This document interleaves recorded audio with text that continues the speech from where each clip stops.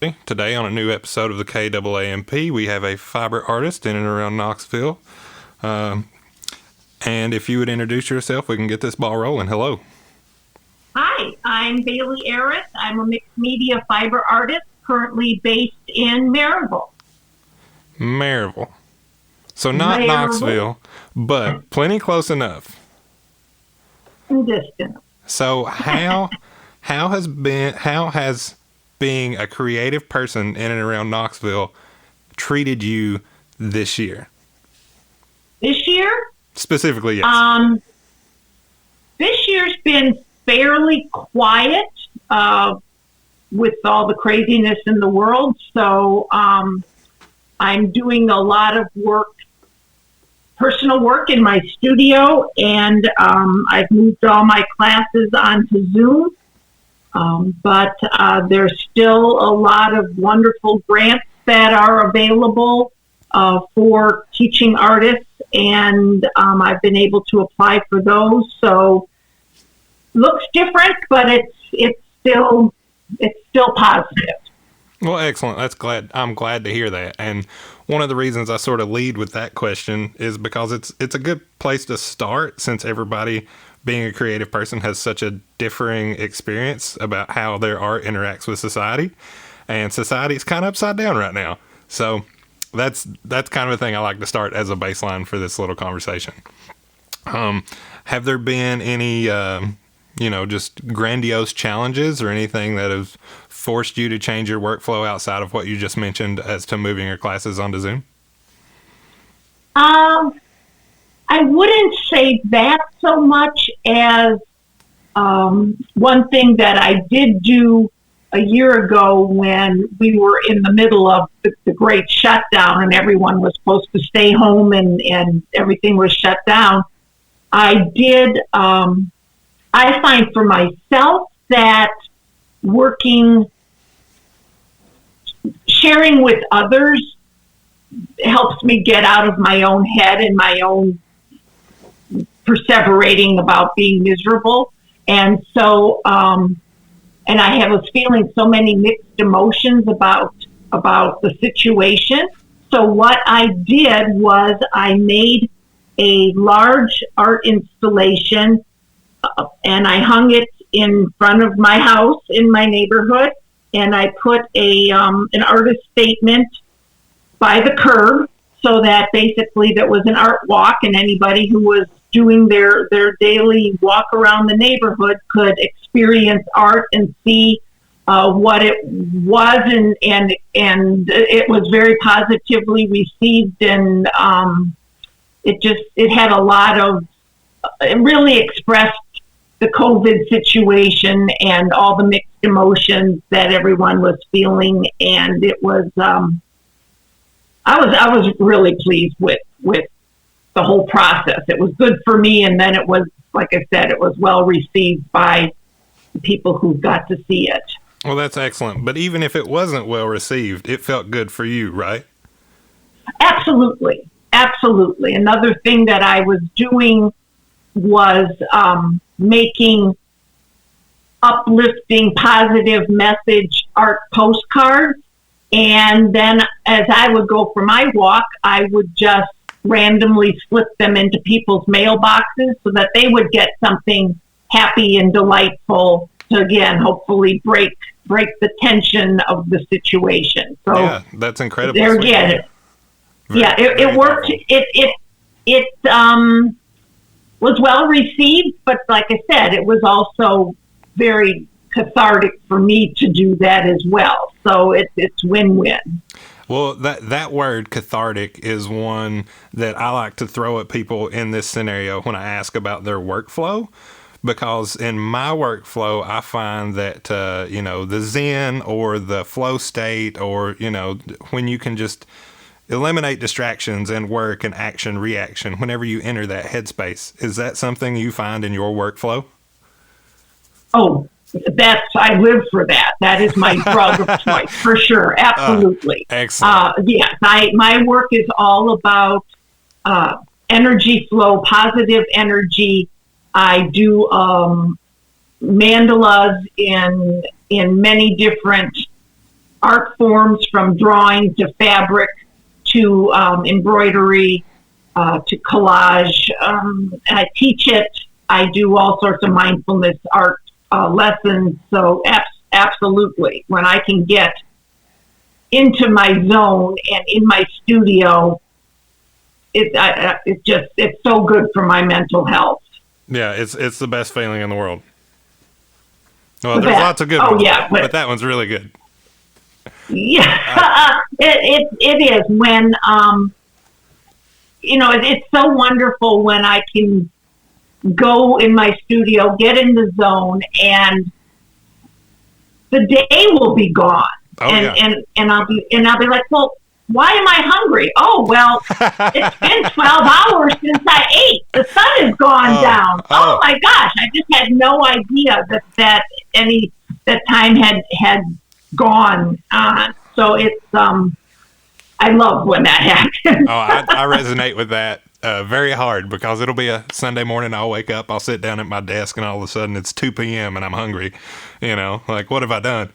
But since I find that in my workflow, I like to ask when, where, how other people find that in their workflows too. So is there any specific action or routine you use in your workflow to sort of promote that, or is it it just happens when it happens while you're working?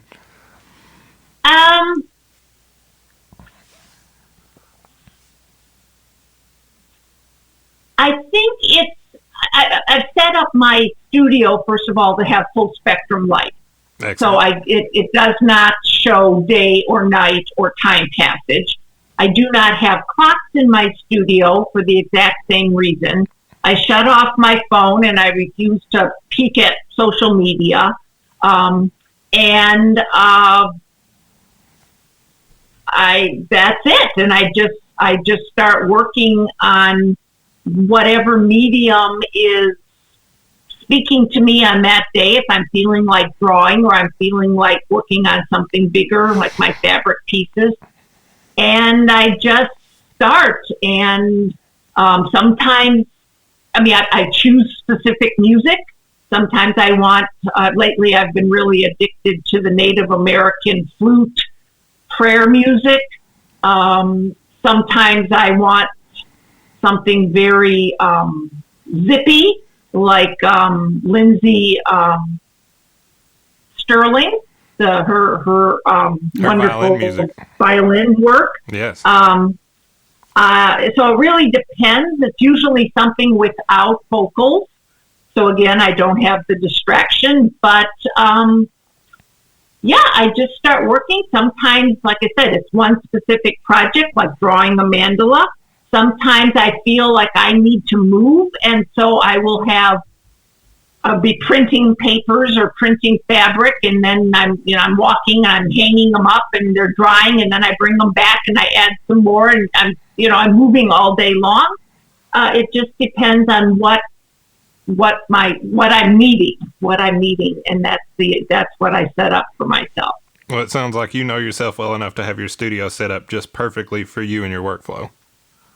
Yes. Oh yeah. Absolutely. It's my studio is my sanctuary, and it is all mine, and it's lovely. Well, I'm glad to hear that. So if I can pose a small challenge to you, can I get you to list all of the mediums you work with by chance? Whether it be in the past or now, like if you can just give a grand total list, if possible. A grand total? Well, I can give you a list. I can't say that I've counted, but fabric, which I dye and paint and create my own fabric. I've done some jewelry making, sculpture, print making, book making, drawing mandalas.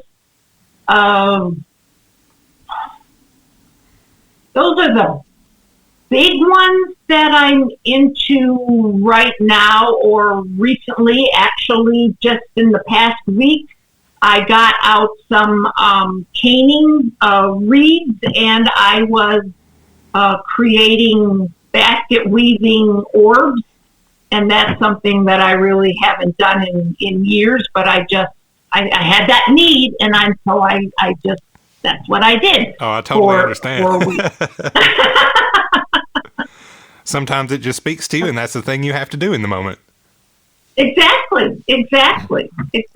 Yeah. So other than the weaving, are there mediums in the past that you played with then and don't really use now? I used to be really into counted cross stitch, so much so that I was designing my own patterns and was looking to get a pattern book published. I don't really get into that anymore.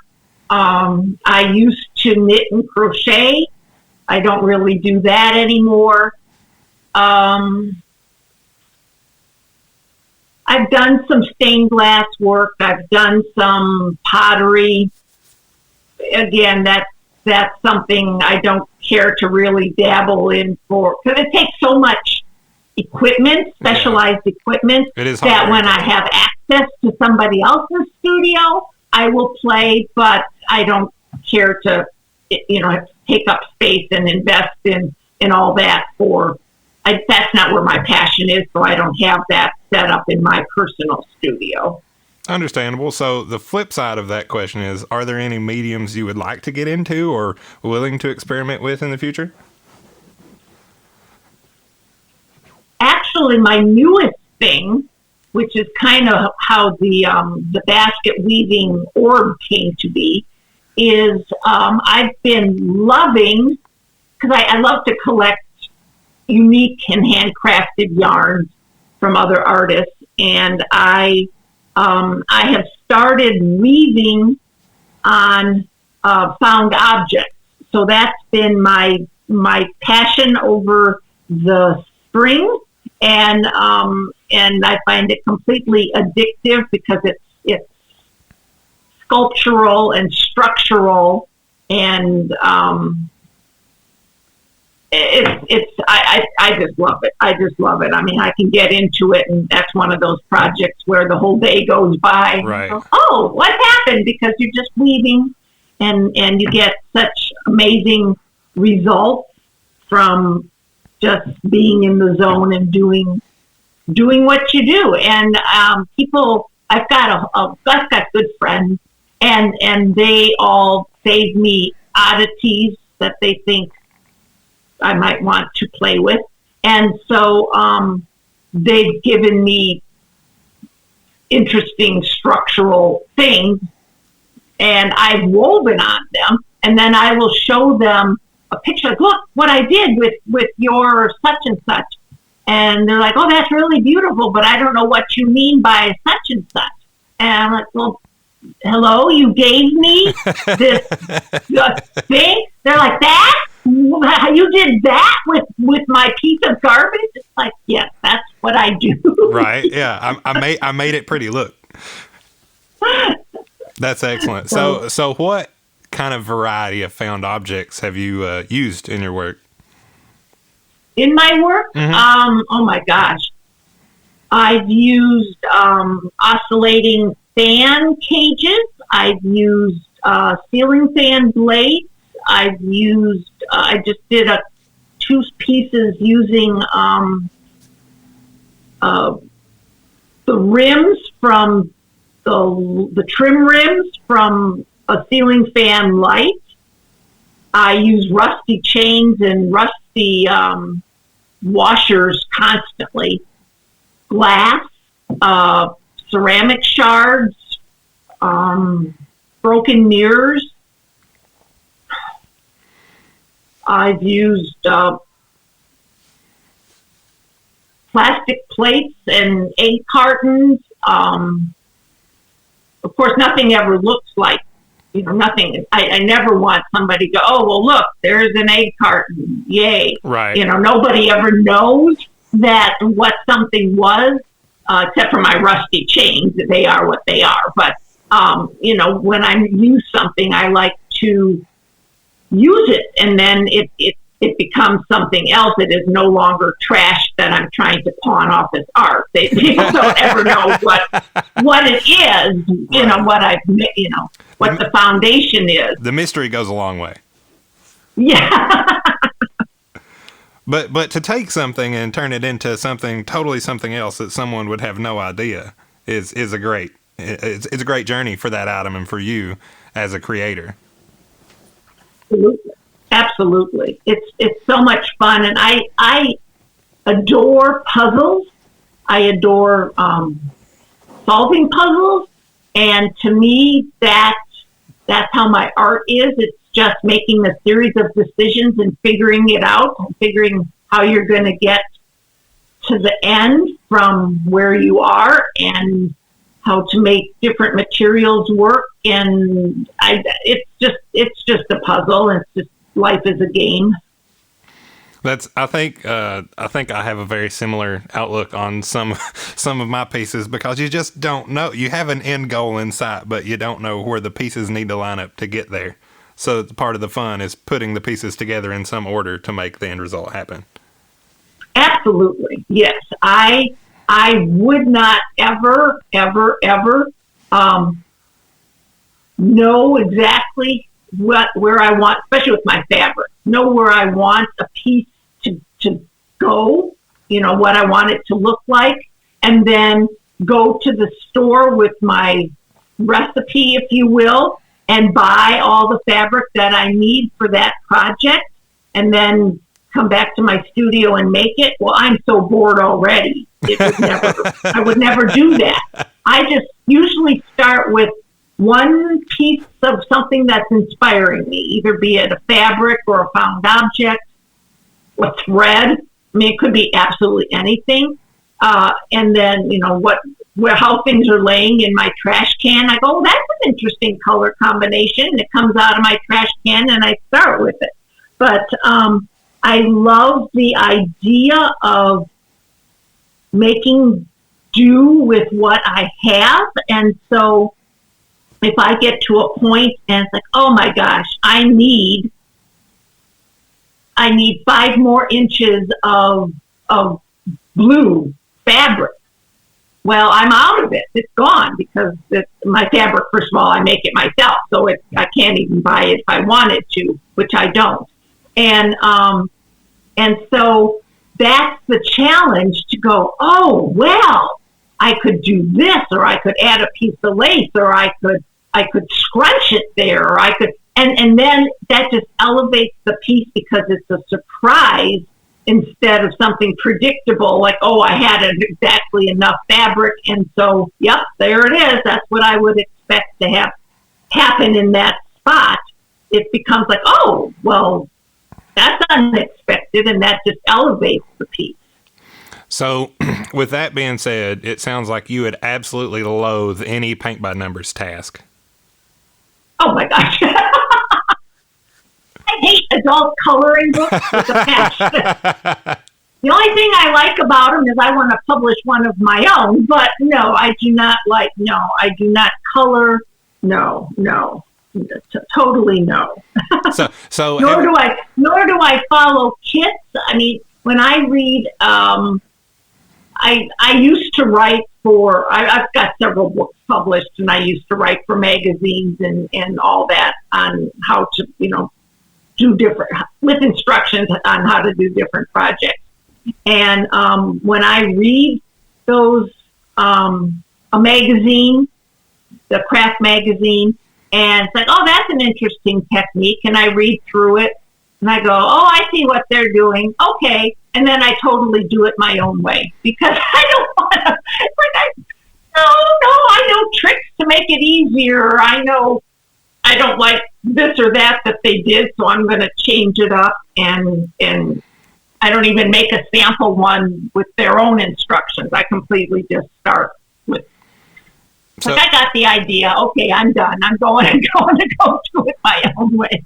So the openness and the free form style of your workflow is the thing. That's how you work. So any regimented organized workflow is absolutely something you don't care to participate in. Within reason. Depends on the situation. I mean, when I'm drawing my mandalas, that's something that needs to be very precise. But within that preciseness, there's a freedom. Yeah, there is an organization of that chaos. Right, exactly. exactly. So there is a structure, but it's not like I said, where I know exactly what the end result's going to be, and I'm working to create that end result. So yes, it's structured, but again, I it's like a snowflake, and I just enjoy letting the process lead me to whatever the end result is going to be. Excellent. So I'm gonna sort of switch off this topic real quick to ask you what sorts, if any, formal artistic education that you have. Well, I'm mostly self-taught. Generally, like the cross stitch, I learned. I found someone who was doing it, and they gave me a quick lesson, and then I just picked stuff up real fast, and then I was off and running and designing my own patterns from there. My degree is in occupational therapy, which is historically based in art. It was for helping soldiers. What back in the day when they called it shell shock, it gave them an avocation to take their mind off of the horrors of war. It has to graduate from that program, you had to show a proficiency in setting up a loom, working with clay, working with power wood tools, all the minor crafts, all that. But it wasn't to be artistic. It was strictly technical. Yeah, strictly a technical. So I've taken some classes here and there. Again, when I see somebody who's doing something I want to do, I will take a class. Although normally, again, because I pick stuff up so fast, I prefer actually one-on-one mentorship where we just kind of co-play together, because by the end of a couple of hours, I'm teaching them something because I've taken what they're doing, and I'm like, oh, well, we could add this. And I'm like, you can't. Why not? And they're like, wow, that works. So, the why not question is an excellent one. So yeah, when I take a class, I don't know that teachers necessarily appreciate it. I don't know. It depends on the teacher. But like I said, within short order, I'm kind of teaching my own little class in the back, because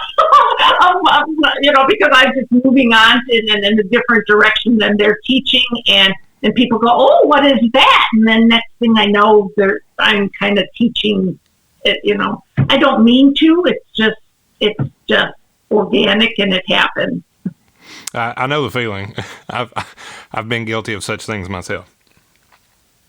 So, do you have any experience teaching art or, mentoring others in any of the mediums that you currently employ?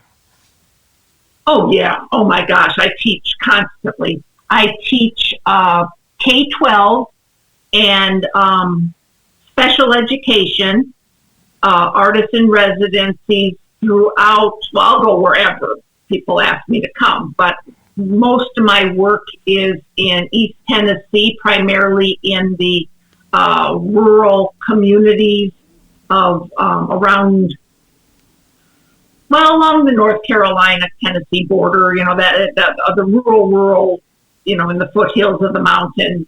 That's where I do a lot of my work. I work with special needs young adults who are based in Middle Tennessee and Nashville. And because of my therapy background, that's a special passion of mine. I've done classes for people for mental health, like cancer survivors or people who are depressed. things like that. And then I work with guilds. So people who already have an artistic bent and they want to, as a guild, have me teach for a retreat something that's more in depth and more technical, like a specific quilt project or a specific how to draw the mandalas and turn them into patterns that they can then use in their stitching or whatever medium the guild is based around. So I teach a lot. And then, like I said, I used to publish quite a bit. So, and I teach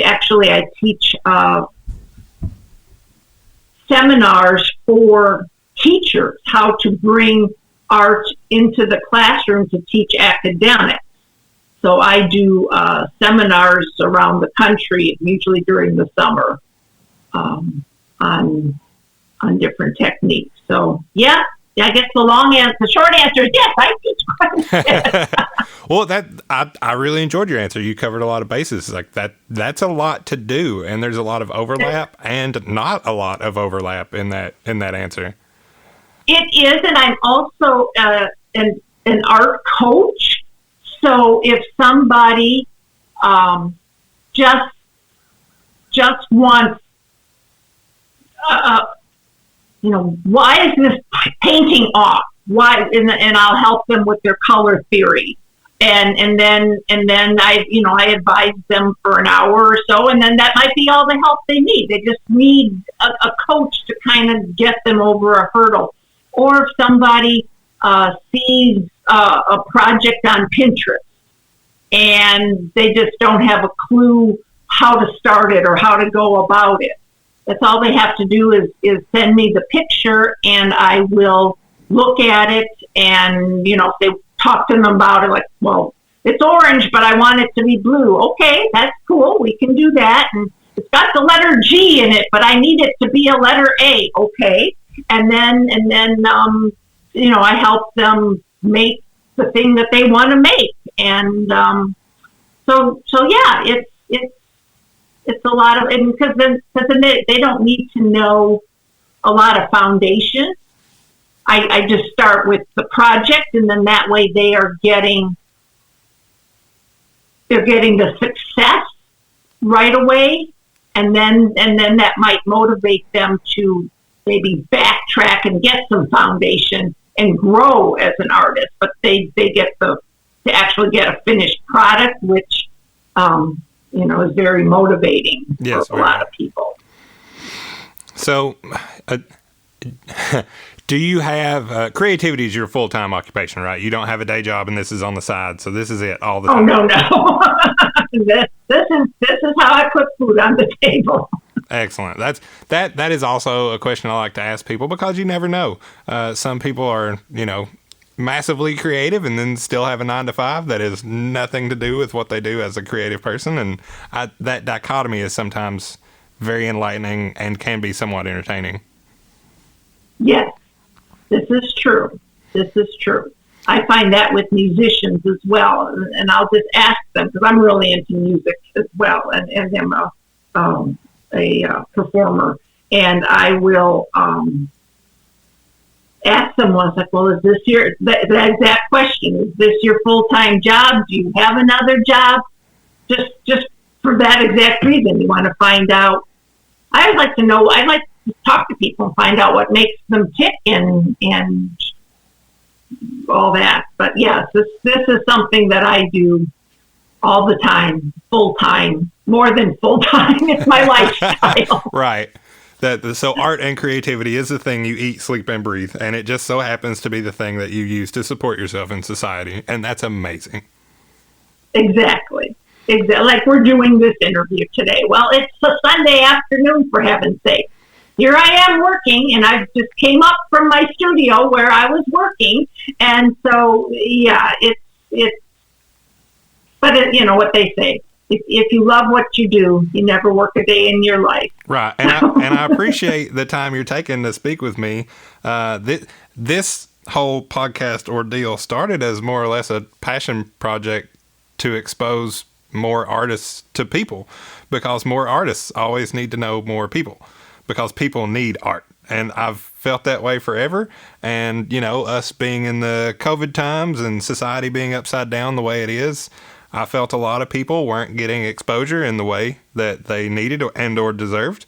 So I figured I'd put a microphone between me and people and then put it out there. And hopefully someone out there in the internet land listening to this someday can discover perhaps their new favorite local artist. And that'd be great. That's a connection that is totally worth my effort. And I will hope that that is the outcome of at least one of these episodes, however many they may be when I'm done. I totally agree with you. I know for myself, again, I was lucky and blessed enough to be able to move all my teaching onto Zoom these past couple of years. But the opportunities to be Artist of the Month and to have exhibits for First Fridays and that is, as far as I'm concerned, that is really dried up, because it's not worth it to me to go through the effort of setting up a show and then people aren't out and about. Well, then, I've got more important things to do. Right. And the time to do those things is valuable, especially when it can be spent otherwise being productive. Exactly. Yeah. So that's one of the things that I think is difficult for some people to reroute those energies into other productive avenues for themselves. But I don't think I've seen a person capable of that struggle with it during this time. Because if you're a creative person, you're going to figure out what to do with your energy. And right. And then there's always another thing to do. Yeah. So it doesn't stop. It's just, how do you redirect the flow? Exactly. You are exactly right. And I find that, like, for example, I keep talking about the mandala drawing, but everything that I do is multifaceted. And so, like, I will be drawing the mandalas and then I'll go, I could teach my kids, I could develop this into an artist in residency. Okay, well, now I can not only do it with high school, now how can I simplify it to do it with middle school? Oh, well, well, now maybe I can tweak this and I can teach it to my special ed folks. And then it's like, oh, well, I just got a new grant for senior citizens and they want 8 weeks of lessons. And it's like, well, now how can I've condensed it. Now how can I draw it out and teach it for 8 weeks for the seniors? And then it's like, oh, well, now I'm drawing these mandalas. I'm now my vanity project is working with musicians who are putting out new music, and I want my art to be on their album cover. And so it's like, okay, so it's just, and then, like I said, now I want to publish them and make an adult coloring book. So it's, and I've got a friend actually who just contacted me the other day, and she wants a copy of one of my mandalas so that she can play with it and use it as an embroidery pattern. So I'm excited to see what she does with it. And then that leads me to another thought, like, oh, well, what if I gave it to different people and they could play with it in different art forms, and what would happen? And see, that kind of thing, I just get so excited. Yeah, it really excites me too, and in a lot of the same ways. I've experimented with embroidery with some of my mandala patterns, and it's a lot of fun seeing the thing you put down on paper suddenly be, in a different tangible format. And I very much enjoyed the results, and I intend to do it again. It was very satisfactory. That's one of those projects that's constantly on the back burner, but in the forefront of my mind.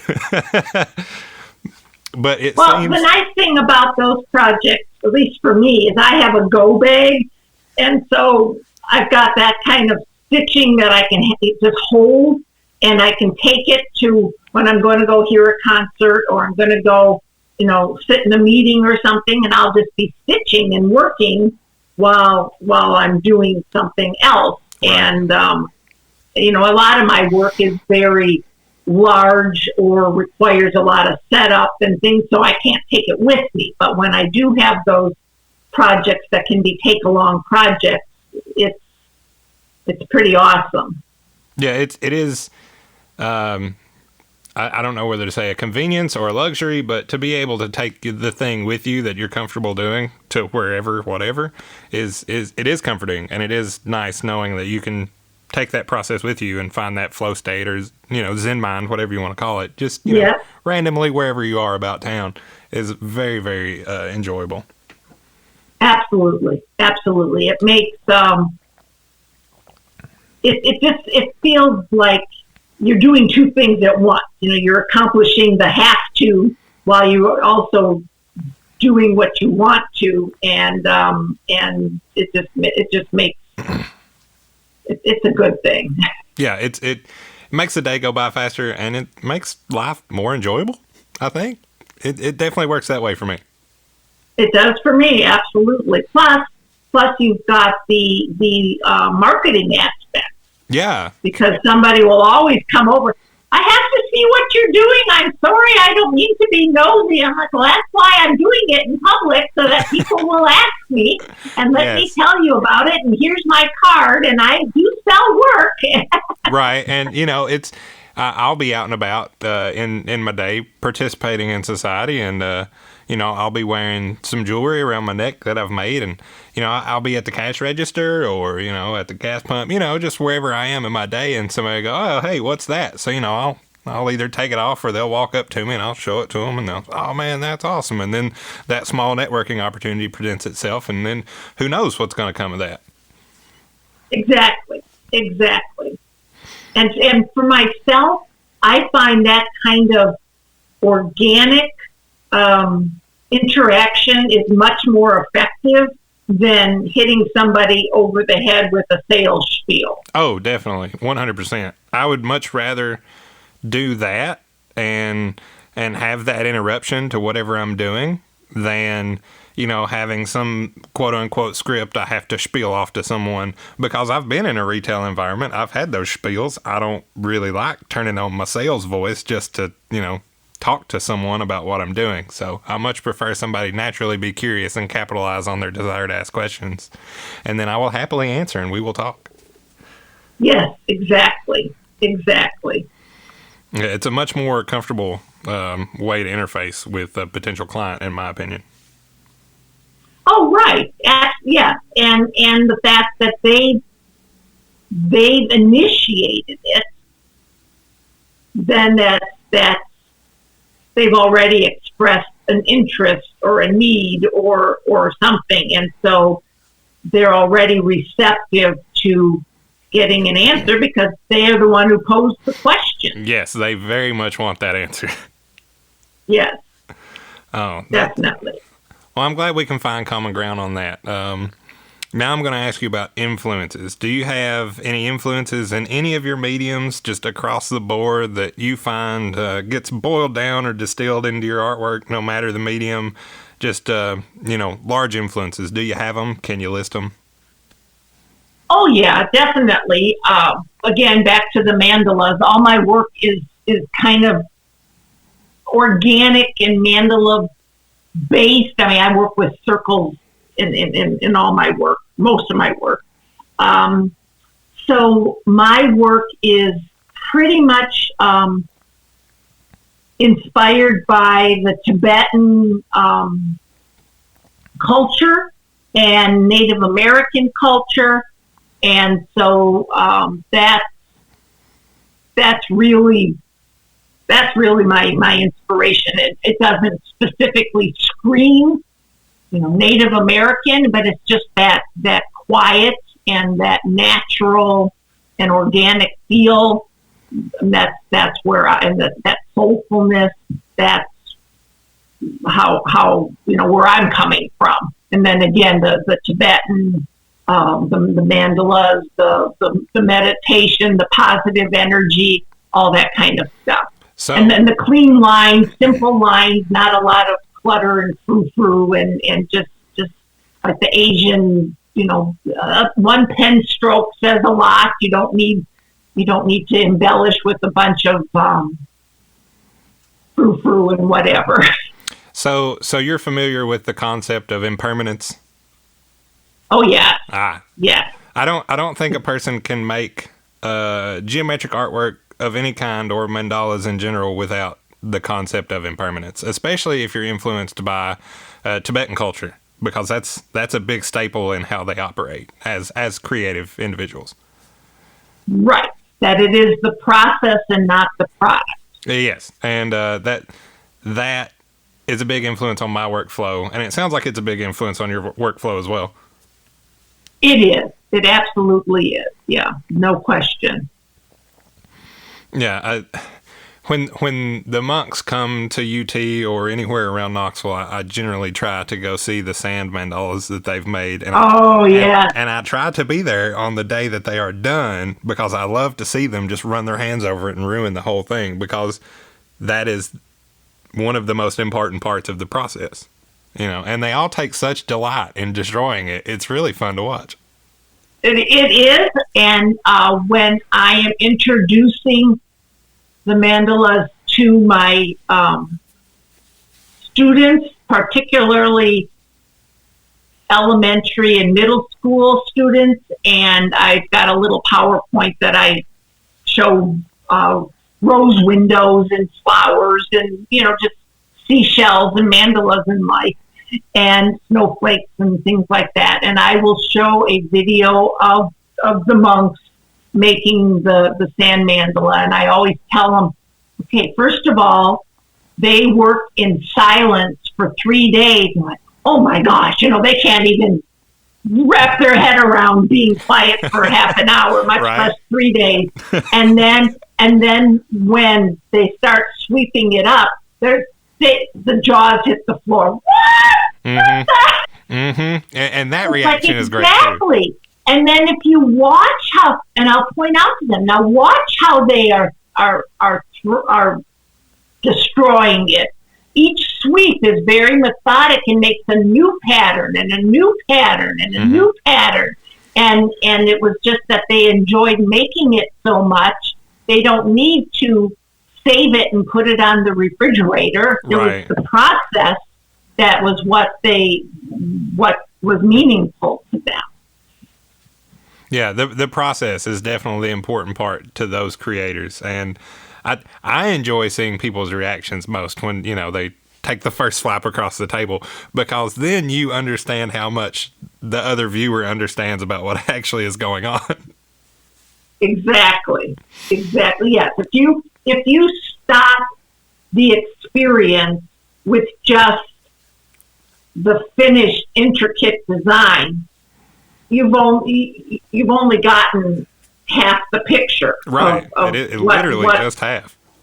Oh yeah, absolutely. I mean that you've gotten just the most rudimentary understanding of what they're trying to do. Yeah, that is correct. So with all that being said, do you have a body of work that you're currently in the middle of? Any cohesive themes you're trying to spread across a couple pieces, or are you just making stuff and displaying them all together? A little of both. I'm really into the rust right now, and so I've been rusting fabric and using rusted found objects and making just delightful rusted assemblages and of various sizes and shapes, and that's been really well received, and I really enjoyed the unpredictability of the results with that, and how organic it is. So that's been an ongoing theme of mine, but I interject other works and processes just to keep it interesting. So I've actually been playing with doing some watercolor critters. I've been making watercolor birds and fish, and that's been kind of fun because they're just playful and whimsical and kind of caricatures. And that's a really new direction for me to go in. But once I started playing with it, that's one of those projects where I went, oh, I could turn this into a residency. The kids would love this so much. And sure enough, a bunch of teachers ordered that for this year. Are those physical objects, tangible things? Just paintings, just Okay. little sketches that I'll frame up or tuck in my art journal or make a book around or whatever. Do you ever have the desire to make, tangible versions of those sketches, those drawings, those paintings? Not to date, but it has happened historically where I've done that. Okay. Absolutely. Yeah. The thing that this idea puts me in mind of, have you ever seen the Dr. Seuss taxidermy? I haven't. Okay, so you're familiar with Dr. Seuss and his fantastical creatures. Well, I don't remember the name of the artist, but the show is the taxidermy of Dr. Seuss, I'm pretty sure. But if you were to Google those terms, you would definitely find it. This particular artist took, tangible things in the real world and made the creatures you see in some of Dr. Seuss's literature. And they look amazing. And they look just like they, 3D, just bloop, right out of the book. And that's what your project there reminded me of. If you had decided to make them tangible at any point, like that's the whimsy and the fun that you were giving off to me with those statements. That would be fun. Now you've intrigued me. See, that's what I love about conversations is like, oh, I hadn't thought that through. Well, I've made 3-dimensional birds before, bird sculptures, and now I've made these paintings, but my birds are, I don't want to say they're realistic, but they're realistic adjacent. I like that term. And I like that term a lot. But to really go all out and make something that's just completely cartoonish out of that, that would be fun. I may have to go and make that happen. Yeah, please when we look get that off up. the air here. Please look that up. And I enjoy the fantasy, the whimsy, the often radical, like that level of ridiculous is where I tend to play.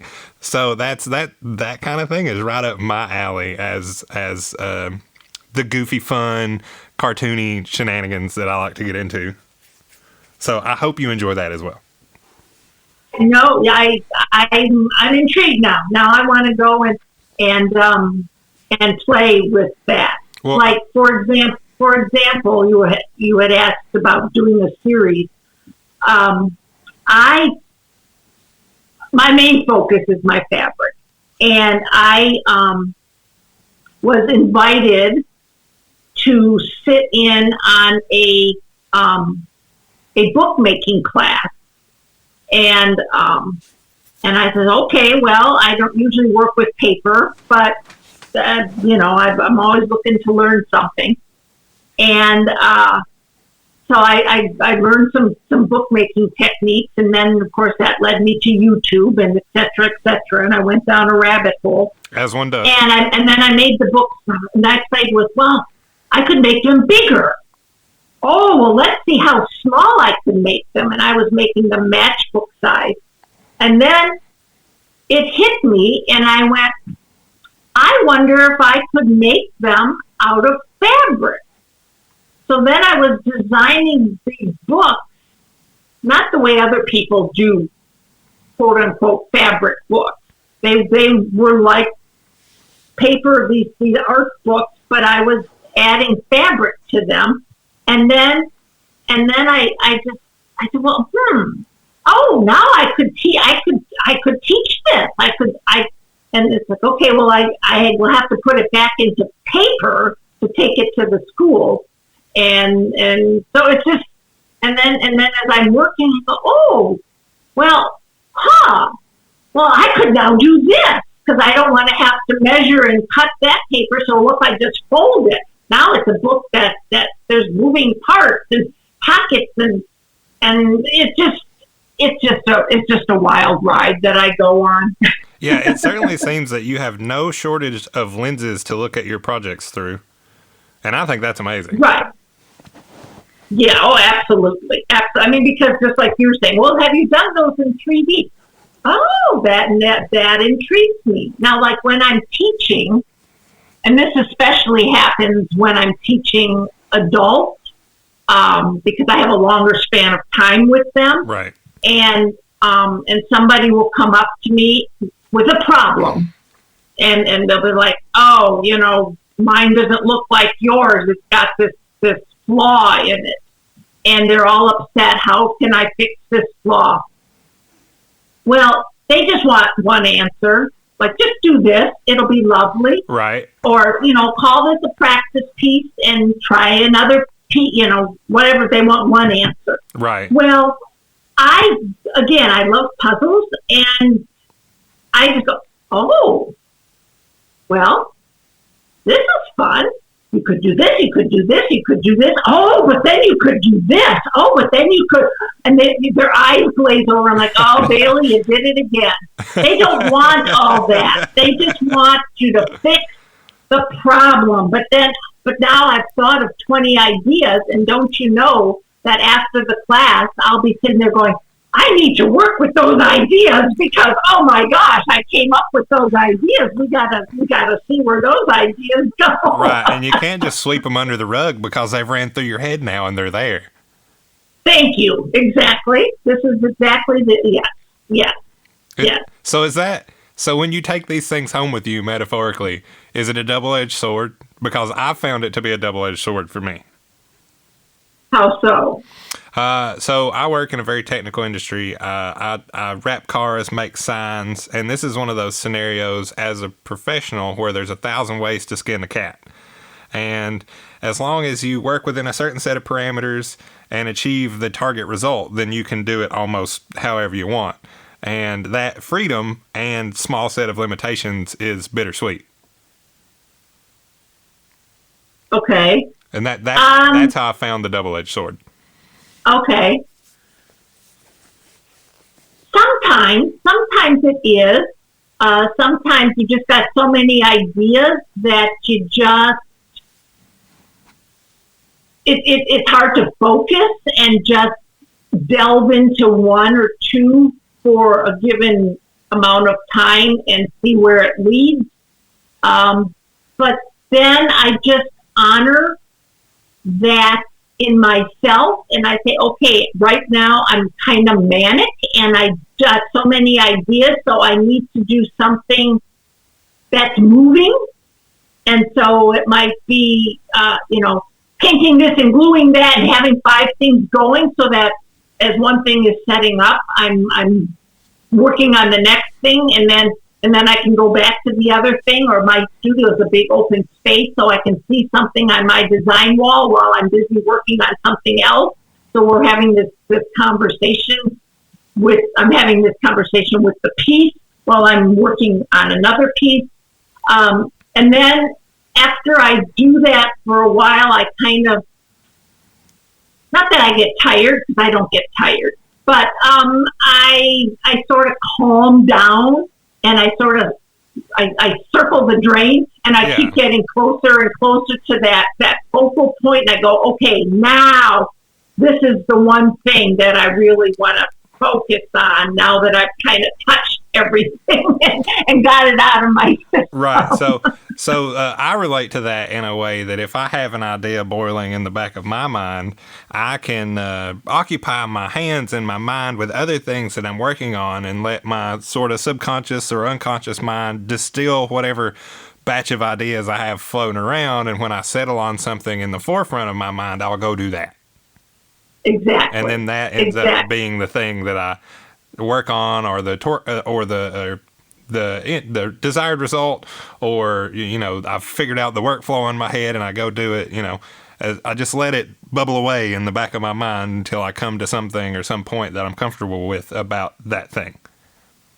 Exactly. Oh, yeah, absolutely. And sometimes it takes an hour. Sometimes it takes 2 or 3 years till you finally go, oh, now you just wake up one morning. In fact, I just did a series of pieces actually that I'm super proud of. And that was last year during the craziness. And I kind of was just had this idea of where I wanted to go with these ceramic scraps that I had been given 15 years ago. And every 5 years or so, I'd pull them out and I'd look at them again and say, oh, yeah, I mean, I know they're there, but you remind yourself about what scale they are or what, then you kind of touch them and like, nope, not feeling it, and you put it back away. And then one day I woke up and I went, I know what I want to do with those ceramic pieces, and I dug them out and I just worked with them for like 3 or 4 days, and I made a whole series. I used up all the ceramic pieces, and they are amazing, and I'm just thrilled with them. And now they just, yeah. So that flash of clarity after 5 years just suddenly, tied the room together, so to speak. Oh, absolutely. Yeah. I knew exactly what I wanted to do. And it took a lot of problem solving because it was all techniques I hadn't really done before. And I had to do a lot of problem solving and inventing, but I knew where I wanted it to go. And I was in the zone, and I used up every last scrap of that batch of ceramics, and now that project's done. Now Well, would you care to elaborate on what that project is, or are you keeping it under? Oh, yeah. Okay, so they were ceramic pieces, and it was originally a cube, made up of square tubes for all the sides of a cube, a three-dimensional cube. Yeah. And so it's like an open frame cube, but it did not survive the firing process, and so it came out of the kiln broken. But I very much loved the color of the glaze, and so what I did was I wrapped the end, or the one end, in leather, and then wrapped it in yarn and used that, created a hanger so it could hang on the wall. And then I embraced the Japanese philosophy. I'm not thinking of the name of it, but talking about the impermanence, where you highlight the crack with the gold, and you embrace the flaws. So I did that, and then I made assemblages. So sometimes some of them I strung some gems or stone beads on.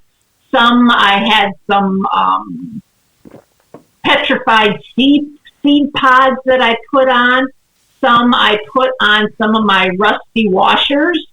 And so they're just these beautiful, simple assemblages. And I hang them in sets of 3, and they're different lengths, and they're quiet and they're gorgeous, and I'm thrilled with them. Well, excellent. I am happy to hear you pulled such a thing off after it sat in the back of your head for so long. Me too. Oh, I'm sure. Trust me, I know what that feels like. So I've got just a couple more questions for you. Do you have any moonshot projects or things you're wishing to do in the future that you haven't quite been able to tackle yet, or some lofty ideas you're willing to bring into your artwork?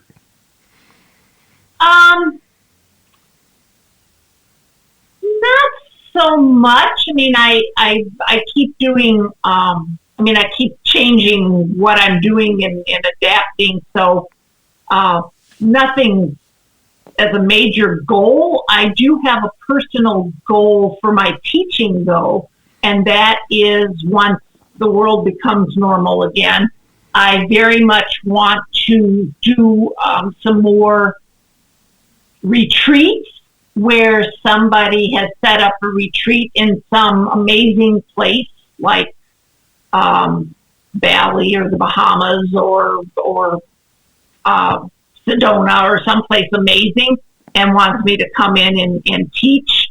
And so that is a personal goal that I have for myself. But as far as my art, I don't pressure myself. Don't have a burning desire to learn a specific technique or anything. I just take it in the direction. I mean, I learn as I need to, like the piece we just talked about. Right. Like I had to problem solve and figure out and do different techniques just to make my vision happen. And that's just how I work. I just problem solve as I go along, and I research and figure out and invent techniques to get to my end result. So I don't really have a specific long-term goal that way. Well, I like to use the term moonshot because it's fun. First of all, I think it's a fun thing to say, but I think it conveys the right context for what I'm trying to get across. Because some people do whatever it is they do for their whole lives, and then they have this one thing they haven't been quite able to do just yet. And sometimes that one thing is quite a thing. And I really like finding out if somebody has one of those ideas that they've just been sitting on forever and ever and ever. No, I realize my goals. When I get a bug in my craw, I just I make it happen. I send that energy out into the world, and it comes back to me very, very quickly with the results that I want. For example, like I said, I have a network of friends who keep me supplied in their trash. the found objects. And I will, and they very much help me with getting supplies for when I do my residencies, because when I'm seeing 150 kids a day, we go through a lot of material. Mm-hmm. And donations help a lot. And I will get an idea for, say, a residency, and I'll be like, okay, I want to do needle felting, and I'm like, I'm going to need to get my hands on some wool felt. I'm going to have to go to the thrift stores or something. And I won't tell anyone. I just tell myself that's on my to-do list. And by the end of the week, usually within a few days, I will get a phone call, and somebody will say to me, I'm throwing out a bunch of old wool coats and things. Would you want them? It happens to me all the time. In fact, my friends, it's just a running joke because it happens to me all the time. Whatever it is that I think that I want, it just comes to me. It sounds like synchronicity is in your favor in these Oh, yeah, changes. Absolutely, yeah. Well, you just gotta love when those things work out. Yeah, and it's really fun because now that I'm aware of it, and now that I know how to harness it and use it in my own favor, it's really fun to watch it, right? To watch it happen and to honor the fact that it is in fact happening, and not take it for granted, because it's very, very special. Yes, and it's almost a privilege to be able to experience such things without, making them happen. They happen to you, like you said. Your friend calls and I got some of these, and then all of a sudden you have or most of the things you need for whatever it was you had in mind that you've never even let come past your lips, but somebody thought. Right. Somebody thought, yeah. Hey, I should call her. She might use this. I have those occasions in my life every so often, and I have to give thanks to whatever made it happen, because it is wonderfully convenient and very ironic sometimes. Yes, definitely. And I've even had, and I'm sure you could say this, I've had items given to me, or materials, or things given to me in that manner that spawn a whole project or a whole workflow or their whole own ordeal in my creative life that make being a creative person a lot of fun, because sometimes you just don't know what's next. Oh, absolutely. That happens all the time. All the time. And in fact, one of my friends gave me these scraps from the gutter guards, that keep the leaves out of your gutters, and it was just little scraps, cut off ends, and that's what started me on my weaving found objects. Is those gutter guards? That's an expanded metal product, right? Like a mesh. Yes, yeah. It's like a metal mesh, stiff metal mesh. Yeah. So you saw the mesh and just instantly had the idea, right? Right. I find for myself, it is more freeing to not label something, because the minute you label it, you put it in a box, and then you've got to get it out of that box, and that's a lot of work. So Yes. If you don't label something, you just go, oh, that's a neat color. Oh, that's a neat shape. Oh, and you just go with it. You don't label it, then it's very freeing. Yeah, I wholeheartedly agree. And I've got one more question for you. We're sitting at about an hour and 6 minutes. So my last question for everybody that comes on this show and spends time talking to me is, who would you like to see or hear on this program in the future? If you have any recommendations of artists or otherwise creative people you would like to hear on this podcast, I would love for you to tell me. It kind of puts you on the spot, so I know. But if you have an answer right now, great. If you don't, you can submit an answer to me anytime later. I will happily accept it at any time. Okay. I can't think of, well, Judy Gaston is doing amazing things with upcycling and making an actual political statement with her work, and that would be kind of exciting, I think, to hear what she's into and what her current political statements are based on her what found objects she has been working with. So that would be kind of interesting, I think. Well, excellent. But I hope that's a wonderful suggestion. Oh, okay, good. Yeah. I'm hoping that people will look up my page over on Instagram or Facebook. Yeah, go ahead and tell people where to find you before we. It's all Bailey Fiber Art. It's just Bailey Fiber Art, and it will, whatever your platform of choice is, as long as it's Instagram or Facebook or my website. But that's where I keep my newest work is on, of course, Instagram. It's the easiest way for a visual person to just quickly scan through and cut through all the verbiage and so that's my platform of choice for people. So I would definitely encourage that, and anybody who is, well, first of all, if you're looking for artwork, I'm here. But if you also want an art coach or a class, or I'm here. You and your myriad of services are at the ready. Exactly. Excellent. Exactly. Well, thank you very much. I greatly appreciate you taking about an hour and 10 minutes on a Sunday afternoon and sit down and have this very passionate artwork conversation with me. I greatly appreciate it. I can tell that you're passionate about what you do, and I love talking to passionate people and hearing people passionately talk articulately about the things they enjoy doing with themselves and how they create and express. So, like I said, thank you very much, and I'm going to spiel the podcast and hit the record button, and we'll be done with this thing. So perfect. Sounds great. I had fun too. Thank you very much. All right, everybody, this is Thomas Zachary. This has been another episode of the KAAMP, that is the Knox Area Artist Networking Platform. You can find us everywhere that you can find podcasts in general. Google, Podcast Addict, iTunes, Spotify, all that jazz. We're on there. If you want to support the podcast, you can find us on Anchor and use the native support feature in Anchor. I think it's like 99 cents per episode if you're into that kind of thing.